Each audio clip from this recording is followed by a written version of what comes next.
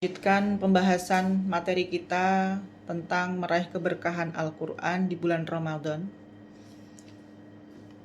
Orang yang membaca Al-Quran itu tidak pernah akan memiliki suatu yang tidak disukai oleh Allah, atau orang yang membaca Al-Quran pasti dia akan mendapatkan keistimewaan ataupun keutamaan.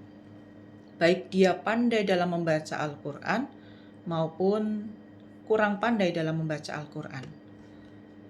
Ada hadis an Aisyah radhiyallahu anha qalat, dari Aisyah istri Nabi radhiyallahu anha, beliau berkata, qala Rasulullah sallallahu alaihi wasallam, Rasulullah sallallahu alaihi wasallam bersabda, alladzi yaqra'ul Qur'an wa huwa mahirun bihi ma'as safaratil kiramil bararah. Orang yang membaca Al-Quran dan dia pandai dalam membacanya, maka dia akan bersama malaikat safarah.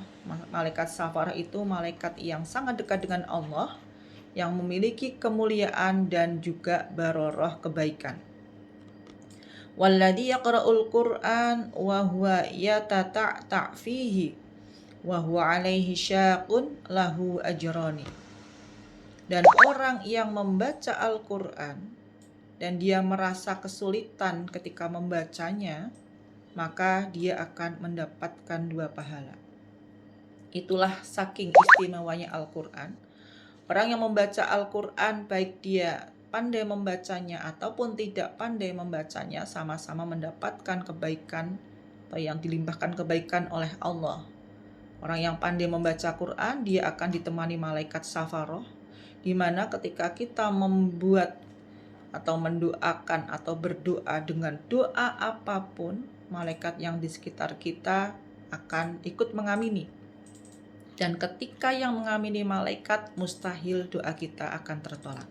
Itu keistimewaan orang yang membaca Al-Quran dan dia pandai dalam membaca Al-Quran. Sedangkan orang yang kesulitan, dia juga mendapatkan keistimewaan. Dia akan mendapatkan 2 pahala, yaitu pahala ketika dia membaca Al-Quran, dikasih pahala sendiri. Dan ketika dia kesulitan dalam mengeja bacaan Al-Quran pun, dia akan mendapatkan pahala tersendiri. Jadi ada 2 pahala bagi orang yang membaca Al-Quran dengan kesulitan atau terbata-bata. Itulah istimewanya Al-Quran. Kemudian Nabi juga pernah membagi orang-orang, ada beberapa golongan orang berdasarkan kebiasaan dia membaca Al-Quran, maka Nabi menggolongkan 4 orang. Yang pertama, orang mukmin. Dalam hadis beliau disebutkan an Abi Musa al-Asy'ari radhiyallahu anhu qala, dari Abu Musa al-Asy'ari radhiyallahu an, ia berkata, qala Rasulullah sallallahu alaihi wasallam, Rasulullah sallallahu alaihi wasallam bersabda, matsalul mu'minil ladzi yaqra'ul Qur'an matsalul utrujjah rihuha tayyibun wa ta'muha tayyibun. Pembagian pertama, orang mukmin yang membaca Al-Quran itu diumpamakan seperti buah jeruk, di mana buah jeruk ini memiliki wangi yang enak dan rasanya juga enak. Itu pembagian pertama. Orang mukmin yang membaca Al-Quran diibaratkan sebagai atau seperti buah jeruk yang memiliki wangi yang enak dan rasanya juga enak. Wa matsalul mu'minil ladzi la yaqra'ul Qur'an matsalut tamrah la rihalaha wa ta'muha hulwun. Adapun permisalan perumpamaan orang mukmin yang tidak membaca Al-Qur'an itu diumpamakan seperti buah kurma. Buah kurma yang dia tidak punya bau, tidak punya wangi, tapi rasanya manis. Jadi kalau kita orang mukmin tapi nggak pernah baca Quran, berarti seperti buah kurma. buah kurma itu walaupun kita dekatkan ke hidung nggak pernah memiliki bau, nggak berbau, tapi dimakan manis. Kemudian pembagian yang ketiga, wa matsalul munafiqil ladzi yaqra'ul Qur'an matsalur rihanah rihuha thayyibun wa ta'muha murrun. Perumpamaan orang munafik yang membaca Al-Qur'an itu seperti parfum. Dia baunya wangi tapi rasanya pahit. Jadi orang munafik itu orang yang dia ngaku muslim tapi sebenarnya hatinya mengingkari. Jadi dia hanya berislam di mulutnya saja tapi hatinya tidak beriman. Nah, kalau ada orang munafik dia mau membaca Al-Qur'an, itu perumpamaannya seperti parfum.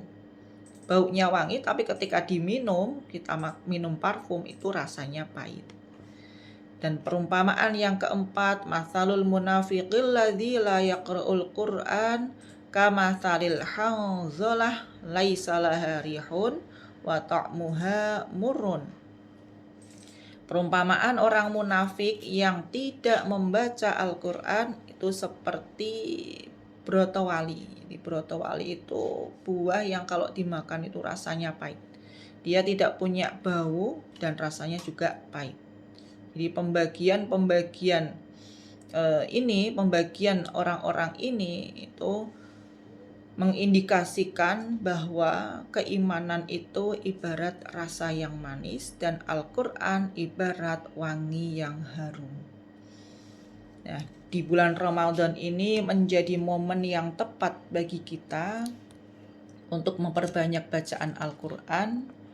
Karena di bulan Ramadan ini tadi sudah disebutkan di awal bahwa Ramadan adalah bulan diturunkan Al-Qur'an. Yang Al-Qur'an itu akan menjadi hudan linnas, petunjuk bagi manusia, wa bayyinatin minal huda, dan penjelasan dari petunjuk-petunjuk, wal furqan, dan juga pembeda antara yang hak dan yang batil.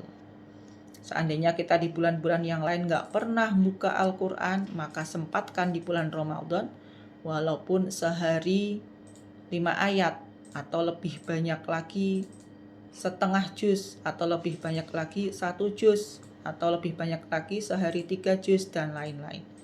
Karena momen yang tepat untuk kita menghatamkan Al-Qur'an adalah di bulan Ramadan. Karena di bulan Ramadan itu dilipat gandakan semua kebaikan minimal 1000 kali pelipat gandaan. Jadi tadi disebutkan kalau kita baca Al-Qur'an tanpa wudhu 1 hurufnya 10 kebaikan, maka ketika baca di bulan Ramadan itu seperti 10.000 kebaikan. Kalau kita bacanya dengan wudhu 1 hurufnya 100 kebaikan, maka di bulan Ramadan itu 100.000 kebaikan.